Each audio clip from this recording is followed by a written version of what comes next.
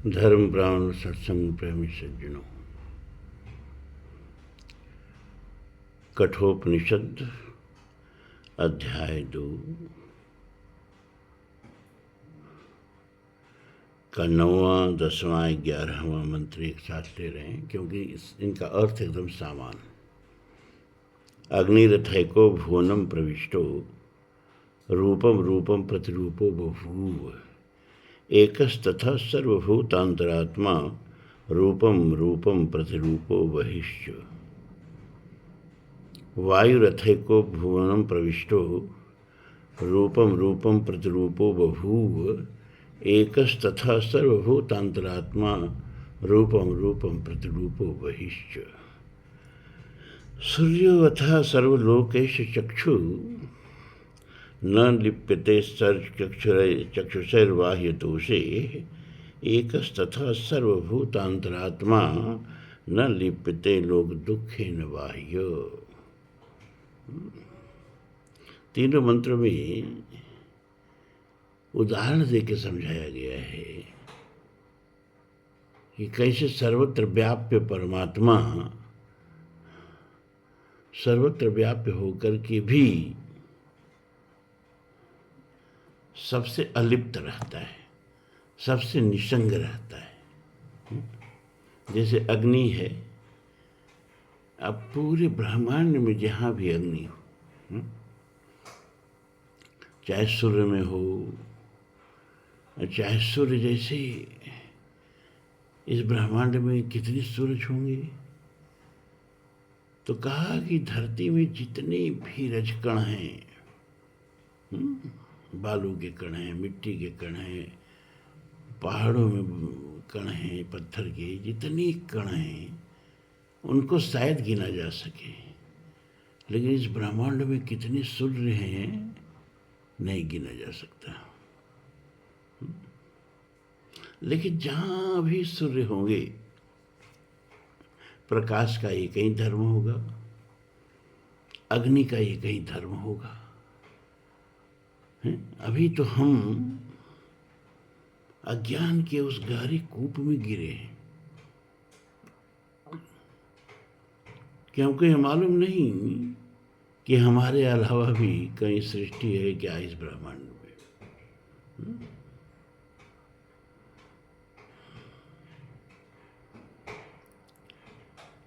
जैसे कुएं में कोई बच्चा गिर जाए, चाहे कोई अशक्य आदमी गिर जाए,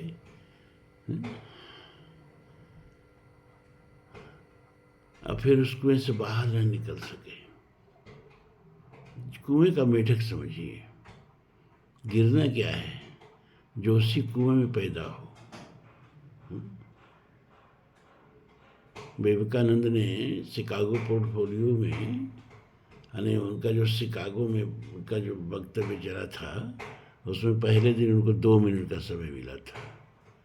तो 2 मिनट में उन्होंने क्या कहा जानते हैं? उन्होंने कहा कि एक समुद्र का मेढक एक कुएं में गिर पड़ा, तो उस कुएं में भी एक मेढक रहता था और बड़े पुरुषार्थ के साथ उस कुएं के कीड़े मकोड़े को खाता था और समझता था कि हम बहुत बड़ा काम कर रहे हैं, हम पूरे ब्रह्मांड को स्वच्छ कर रहे हैं, कीटाणु रहित कर रहे हैं। लेकिन जब ये समुद्र का मेढक उस कुएं में गिर पड़ा, तो कुएं के मेढक ने कहा, तुम कहाँ से आया? तो कहा, मैं तो समुद्र से आया। उसने कहा कि क्या झूठ बोलते हो, इस कुएं के अलावा कहीं कुछ है ही नहीं, तो समुद्र कहाँ होता है जी कि तुम समुद्र से आए हो? उसने कहा, हम तुम्हें कैसे बताएं, जब तुम कुएं से बाहर कभी गए नहीं, कभी कुछ देखे नहीं, तो हम कैसे बताएं कि समुद्र भी होता है? तो कुएं के मेढक ने कहा, अच्छा बता कि तेरा समुद्र कितना बड़ा हो। एक छलांग मार रखा, इतना बड़ा? कहा, अरे नहीं भाई, इससे बहुत बड़ा। दूसरी छलांग मार रखा, इतना बड़ा? कहा, अरे नहीं भाई, इससे बहुत बड़ा। तो तीसरी छलांग मारा और पहुंच गया कुएं के दूसरी तरफ, जो कुएं की सीमा थी, परिमित थी। उसके थुथन में, उसके मुख में चोट भी आ गई। कहा, बोल इतना बड़ा? कहा, नहीं। कहा, तब झूठ बोलता, इससे बड़ा तो कुछ है ही नहीं है ब्रह्मांड में। तो उस कुएं में जन्मे हुए, गिरे हुए नहीं, उस कुएं में जन्मे हुए मेढक की तरह से हमारे मनुष्य जात की स्थिति है और सारे हमारे वैज्ञानिकों की स्थिति है। और कि कुएं की उपमा हमने जो दी बहुत सोच समझ के दी। हम सचमुच अंतरिक्ष के कुएं में गिरे हुए हैं। अंतरिक्ष का कुआं का मतलब समझ रहे हैं? न्यूटन कहा करता था कि हर पिंड दूसरे पिंड को अपनी तरफ खींचता है, उसमें गुरुत्वाकर्षण शक्ति होती है। पृथ्वी भी सारी चीज़ों को अपनी तरफ खींचती है और अपने में बांध के रखती है, क्योंकि पृथ्वी में गुरुत्वाकर्षण शक्ति है। 200 वर्षों तक उसका थियरी वैज्ञानिक जगत में राज्य करती रही। लेकिन जब आइंस्टीन ने आया तो कहा कि कोई गुरुत्वाकर्षण शक्ति नाम की चीज होती ही नहीं है क्या कि ये स्पेस जो है एक चादर की तरह है, और इसमें वस्तुएं जो हैं अपने द्रव्यमान के बराबर कर्व पैदा करती हैं, और उस कर्व के कारण चीज़ें उस वस्तु की तरफ आकर्षित होती हैं, गिरती हैं।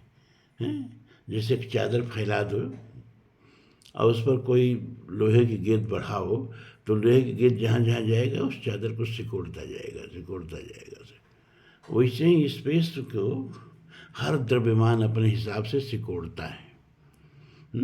पृथ्वी है तो द्रव्यमान इस स्पेस को, अंतरिक्ष को अपने द्रव्यमान के हिसाब से दबाई हुई है, तो एक गड्ढा पैदा हो गया है ना। और उसी गड्ढे में पूरी मानव जाति पड़ी हुई है, निकल रही है इससे बाहर, ऐसी बात नहीं है। चंद्रमा पर जा रही है, मंगल पर जा रही है, इसके वाइजर यान जो हैं वो सौरमंडल के अंतिम छोर की यात्रा कर रहे हैं, लेकिन अभी यहाँ तक नहीं पहुँचे कि इस ब्रह्मांड में और कहीं पृथ्वी है और उस पर जीवन है कि नहीं है। इसीलिए हमने कहा कि एक कूप में गिरे हुए हैं, गहरे गड्ढे में गिरे हुए हैं। सूरज भी अपने द्रव्यमान के हिसाब से इस स्पेस को सिकोड़ता है और वो इतना बड़ा गड्ढा पैदा करता है इस स्पेस में, अंतरिक्ष में, कि इसके 8 ग्रह, पहले 9 ग्रह होते थे, प्लूटो को ग्रह की सीमा से बाहर करके क्षुद्र ग्रह घोषित कर दिया वैज्ञानिकों ने। तो अब 8 ग्रह रह गए हैं सूरज के, और इसके बाद इसके बहुत से क्षुद्र ग्रह हैं, इसके बाद कुपर बेल्ट है, इसके बाद ऑड क्लाउड है। बहुत बड़ा गड्ढा पैदा किया है सूरज, और ये सारे के सारे उस सूरज की चारों तरफ चक्कर लगाते हैं वेग से। न लगाओ जो सूरज में जाके गिर जाए, सूरज में न गिरें इसके लिए इनको चक्कर लगाना है। तो उस कुएं के मेढक की तरह से भाई मानव जाति है, जिसको ये पता नहीं कि ब्रह्मांड में और कहीं जीवन है कि नहीं है, किसी ग्रह पर।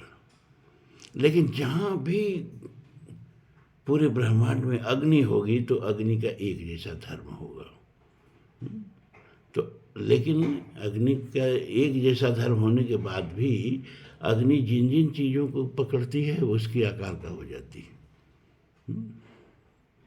रूपम रूपम प्रतिरूपो बभू, जिस जिस चीज़ को अग्नि पकड़ेगी जलाएगी उसके आकार का होके जलाएगी, लेकिन उसके गुण धर्म में कोई अंतर नहीं आएगा।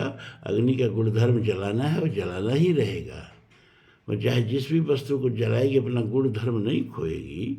एकस तथा सर्वभूतांतरात्मा, उसी तरह से एक चेतन शक्ति है अखिल ब्रह्मांड में। वह हर जिस चीज में व्याप्त है उसके आकार का होके व्याप्त हो रही है, लेकिन उसकी अखंडता में कोई खंड नहीं आ रहा है, वो अखंड है। जैसे आकाश अखंड है, आकाश उसके हिसाब से बहुत स्थूल है, फिर भी हम बता दे रहे हैं कि आकाश अखंड है, लेकिन जिस जिस चीज़ में है उसके आकार का बना हुआ है। हमारे शरीर में है तो उसको हम दहराकाश बोलते हैं, हमारे मठ में मकान में है तो मठाकाश बोलते हैं, हमारे देश में देश का आकाश नहीं बोलते कि पाकिस्तान ने अपने आकाश में से वायुयान एरोप्लेन जाने से मना किया है। तो क्या आकाश में बांट दिया है और दीवार खड़ा कर दिया है? नहीं, एक कल्पना है कि हमारा यहाँ तक आकाश है, भारत का यहाँ तक आकाश है। कल्पना करते रहो, आकाश बढ़ता नहीं है। जैसे आकाश सब में व्याप्त होकर के भी अखंड है, एक है। आपके शरीर में आकाश भरा हुआ है, हर कोशिका से दूसरे कोशिका के बीच में आकाश भरा हुआ है। उसको इंटरसेल्युलर स्पेस कहते हैं। पृथ्वी के एक कण से दूसरे कण में आकाश भरा हुआ है। अरे छोड़ो ना, परमाणु है ना, उसके भीतर आकाश भरा हुआ है। परमाणु कितना छोटा होता है कि सुई के नोक को और परमाणु को एक अनुपात में बढ़ावें, तो जब तक सुई का नोक बढ़ के पृथ्वी के बराबर हो जाएगा, तब तक परमाणु बढ़ के सुई के नोक के बराबर होगा। लेकिन उस परमाणु में भी आकाश भरा है। और वैज्ञानिक कहते हैं कि अगर पृथ्वी का सारा आकाश सोख लिया जाए, शक कर लिया जाए, तो पृथ्वी एक टेनिस की गेंद के बराबर हो जाएगी। इतनी फूली हुई है ये पृथ्वी। तो ये आकाश सर्वव्याप्त होके भी जैसे अखंड रहता है, उसमें कोई रेखा नहीं खींच सकते आप, उसी तरह से यह चेतना सर्वव्याप्त होके भी अखंड है, एक रूप है। हमारे भीतर जो चेतना बोल रही है, आपके भीतर बैठ के जो चेतना सुन रही है, और ब्रह्मा के भीतर बैठ के जो चेतना विश्व का सृजन कर रही है, विष्णु के भीतर बैठ के जो चेतना विश्व का पोषण कर रही है, और शिव के भीतर बैठ के जो चेतना इस विश्व का विसर्जन कर रही है, वह चेतना और हमारे भीतर बैठी चेतना और उस कुएं के मेढक में बैठी चेतना और उस नाबदान में रेंग रहे कीड़े के भीतर बैठी चेतना एक है, चेतना अखंड नहीं है।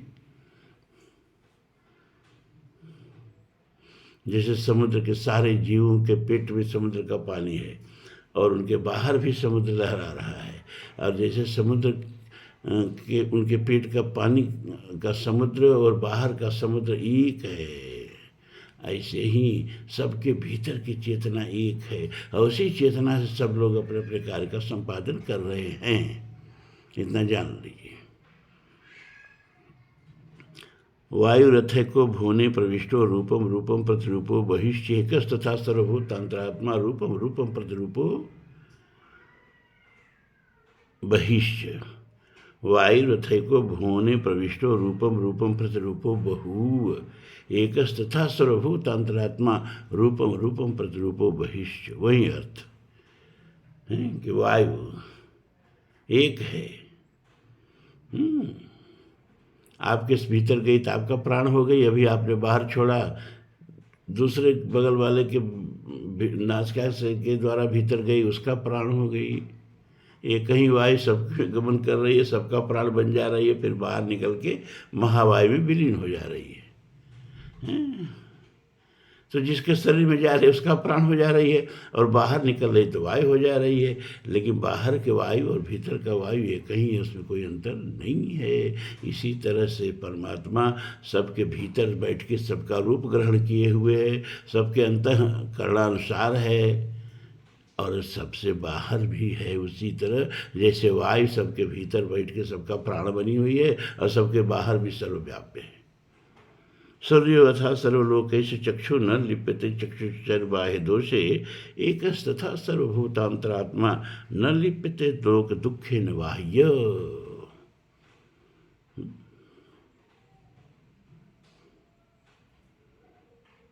जैसे ये कहीं सूर्य है, और सूर्य नेत्र का देवता है, सबके नेत्र जो हैं वो सूर्य के प्रकाश से ही किसी भी चीज़ का दर्शन करते हैं। तो आप बोलोगे हम रात को भी देखते हैं, तो रात को सूर्य कहाँ होता है? अरे रात को भी सूर्य का प्रकाश होता है, बस सूर्य कहीं गया नहीं है, पृथ्वी जाती है ना। लेकिन सूर्य का प्रकाश आकाश के धूल के कणों से टकरा के रात्र को भी चारों तरफ व्याप्त रहता है। हमारी आंखें थोड़ा उसको देखने में कम सक्षम हैं, लेकिन बहुत से जीव जंतु हैं जो उतनी कम प्रकाश में भी दिन की तरह देखती हैं।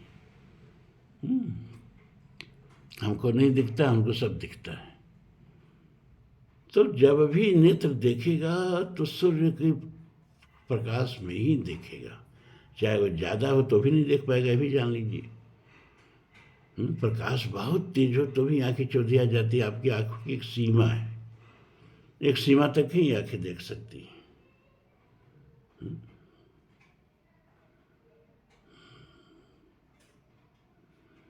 तो सबके आंखों का देवता सूर्य है, सबके आंखों की देखने की शक्ति सूर्य है, लेकिन किसी की आंखों के पाप से सूर्य लिप्त नहीं होता। इतना ही नहीं, सूर्य की किरणें गंदी जगहों पर भी पड़ती हैं और सूर्य की किरणें गंगा पर भी पड़ती हैं, लेकिन न तो गंगा पर पड़ने से वो पवित्र हो जाती हैं और ना ही गंदी जगहों पर पड़ने से अपवित्र हो जाती हैं। वो पवित्रता और पवित्रता से ऊपर उठी हुई है। सूर्य पवित्रता और अपवित्रता से ऊपर उठा हुआ है। सबके आंखों का देवता होके भी किसी की आंखों के पाप से लिप्त नहीं होता है। उसी तरह सबके भीतर बैठी हुई है चेतना, उसी की शक्ति से सारा कार्य हो रहा है। लेकिन किसी के कर्म से न उसको पाप लगता है ना ही पुण्य लगता है। वह चेतना पाप और पुण्य से ऊपर है।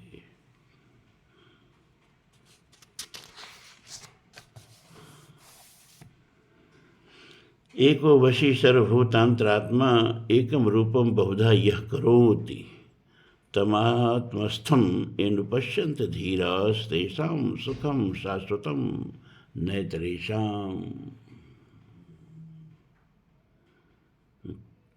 एको वशी सर्वभूतांतरात्मा, एको हम द्वितीयो नास्ति।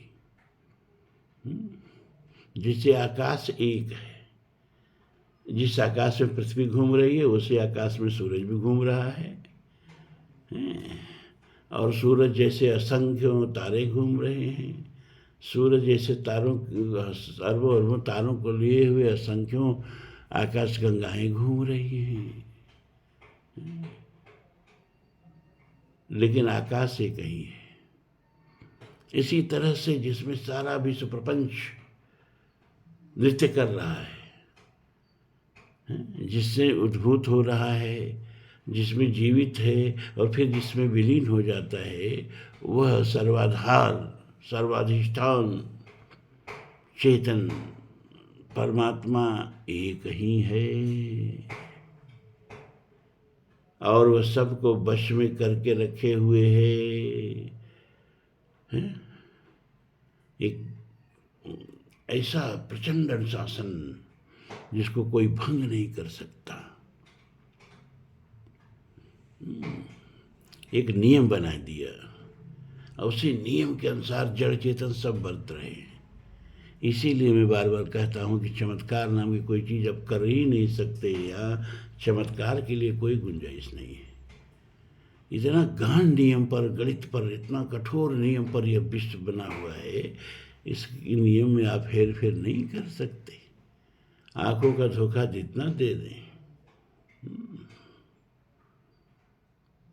इस विश्व के नियम को कोई बदल नहीं सकता। जब सती को देखते हैं भगवान शिव कि इनकी कदम तो विनाश के पथ की तरफ बढ़ रहे हैं, मना भी करते हैं, लेकिन सती जी कहती नहीं नहीं नहीं नहीं, हम तो परीक्षा लेंगे कि राजकुमारों को शिव जी ने प्रणाम क्यों किया। जगत पिता होके ये प्रणाम कर रहे हैं राजकुमारों को जो रोते कलपते हुए अपनी पत्नी को ढूंढ रहे हैं। मैं तो परीक्षा लूंगी शिव जी ने ऐसी गलती क्यों की। शिव जी मना करते हैं, सती जी नहीं मानती है। तो शिव जी कहते हैं कि मोरे कहे उन संशय जाही, अब विधि विपरीत भलाई नहीं। मेरे मना करने पर भी अब इनका संशय नहीं जा रहा है।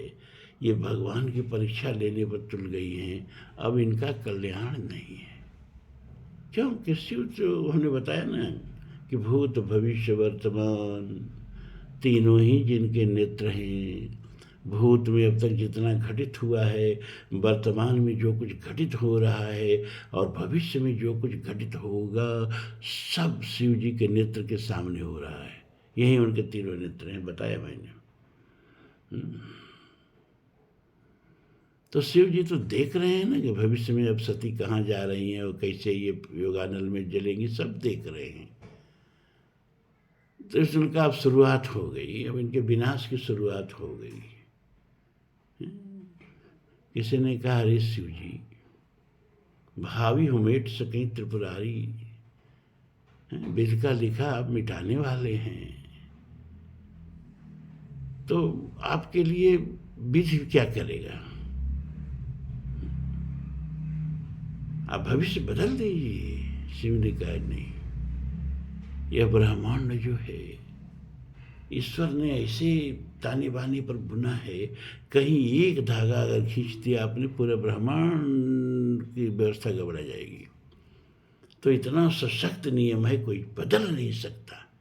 तो शिव भी नहीं जब बदल सकते हैं जो कुछ होने वाला है, वहाँ भी चमत्कार के लिए कोई जगह नहीं है।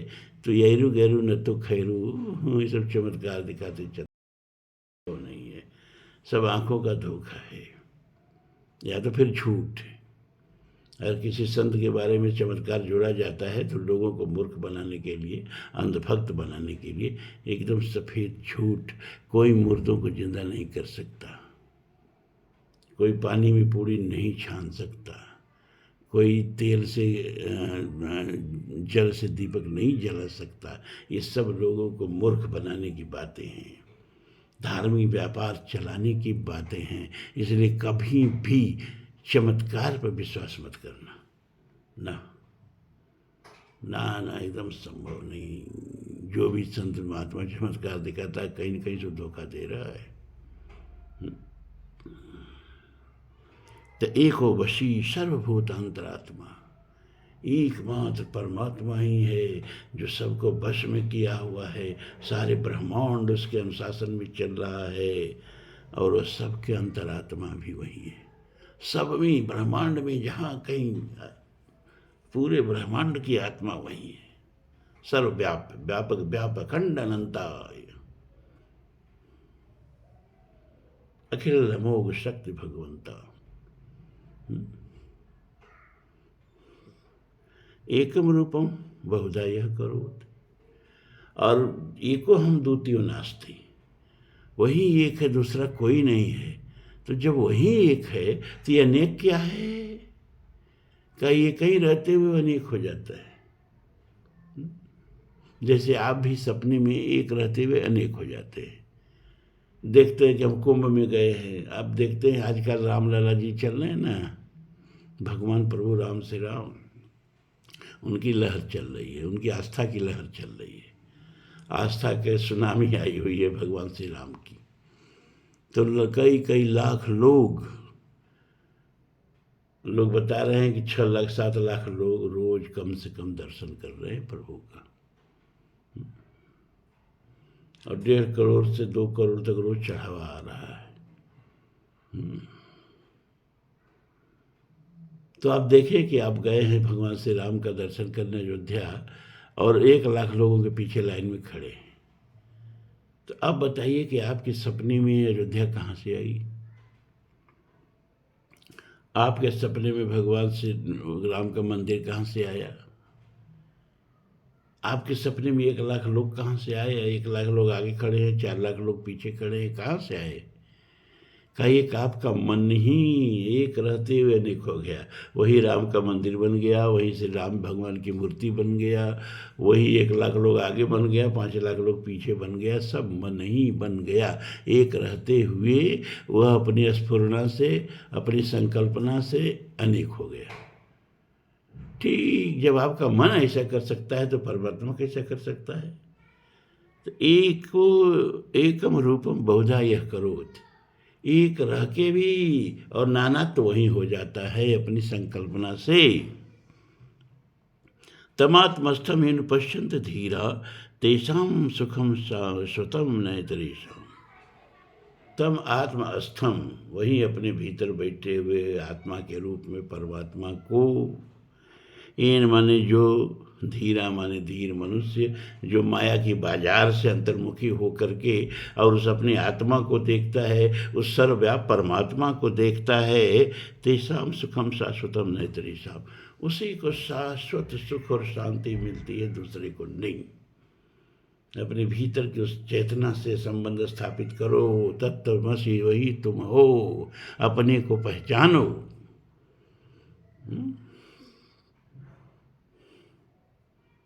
किसी शायर ने कहा कि जमाने में उसने बड़ी बात कर ली क्या, अरे जिसने खुद से खुद की मुलाकात कर ली। बहुत जगह तीर्थ कर आए, बहुत जगह जाए, जरा अपने भीतर बैठे हुए उसको, जो सभी तीर्थों का तीर्थ है, आगे है तीर्थम सर्व तीर्थानाम, सारे तीर्थों का तीर्थ है, वो तो भीतर बैठा है। कभी वहां तक भी पहुंच के तीर्थ कर लो ना। नित्यो नित्यानाम चैतन्य चेतनानाम एको बहूनां यो विदधात कामान तमात्मस्थम मेनु पश्यन्त धीरा स्तेषां शांति शाश्वती नैतरेषाम्। नित्यो नित्यानाम, जो नित्यों का भी नित्य है, जो अनित्य में भी नित्य बन के बैठा है।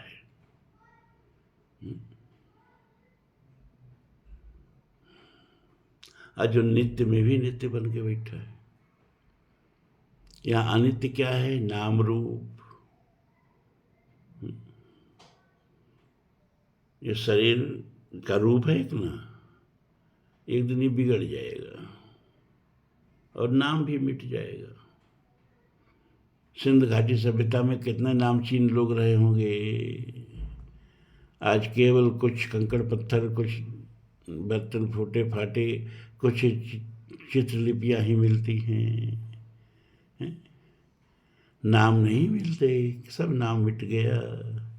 मंगल ग्रह पर कभी जीवन था अरबों वर्ष पहले, अब वहाँ कुछ नहीं है, सब मिट गया, सभ्यता मिट गई, संस्कृति मिट गई, समूचा जीवन मिट गया, सारे निर्माण वहाँ के मिट गए, यहाँ तक कि वहाँ का जल भी सूख गया और सारा नाम मिट गया। तो नाम पत्थर पर खुदवाते रहो, यदि पत्थर भी मिट जाएगा, लेकिन उस अनित्य का भी नित्य परमात्मा वो नहीं मिटता है। अनित्य में भी नित्य है और नित्य में भी नित्य क्यों कहा? क्योंकि ठीक है भाई, मंगल ग्रह की सारी सभ्यता संस्कृति उजड़ गई, लेकिन वो क्षिति तत्व तो वहाँ है। अच्छा, वो भी यदि नष्ट हो जाएगा, सब नष्ट हो जाएगा, लेकिन ये मूल प्रकृति बच जाएगी। उस मूल प्रकृति में भी वही परमात्मा बैठा है। यदि मूल प्रकृति भी परमात्मा विलीन हो जाएगी और जब कुछ नहीं रहेगा, केवल परमात्मा निद्वातम सदया तदैकम तस्मादानन्य परम किंच पर किंचनास। एकमात्र परमात्मा रहता है, ना सदासीनो सदासीत दानीम नासीत रजो नभ्यो मा परो यत् किमा वरीवः कुहकश सर्वनम्ब किमा शीर गहनम गभीरम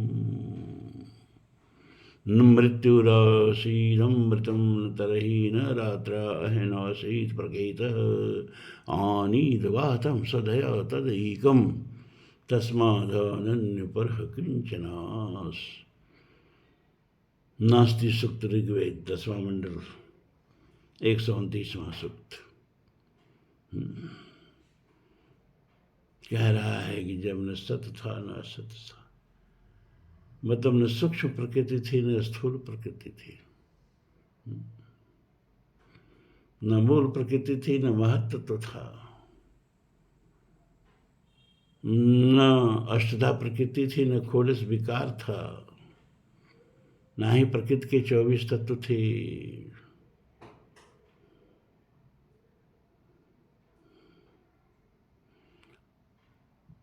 तब परमात्मा अकेले बिना प्राण के प्राणन क्रिया करता हुआ था। न समय था, न आकाश था, कुछ नहीं था, तो परमात्मा था। तो अनित्य में भी नित्य है, नित्य का भी नित्य है। चेतनस चेतना नाम, सभी के चेतन में वही बैठा हुआ है, सभी चेतनों का चेतन वही है। एको हम बहुनियो विधात कामान, और अकेले ही लेकिन सारे प्राणियों की कामना के अनुसार उनके लिए काम्य, उनके लिए भोग का निर्माण करता है।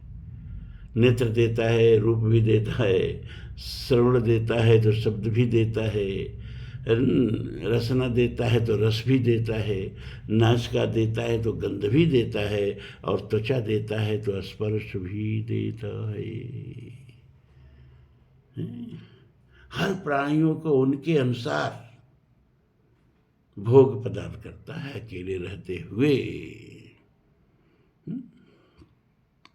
तम आत्मस्थम येन पश्यन्त धीरा, अपनी आत्मा के भीतर उस चेतन परमात्मा को, जो चेतना के रूप में हमारे भीतर बैठा है, जो देख लेते हैं, उन्हीं को सुख और शांति, शाश्वत शांति उन्हीं को मिलती है, दूसरे को नहीं।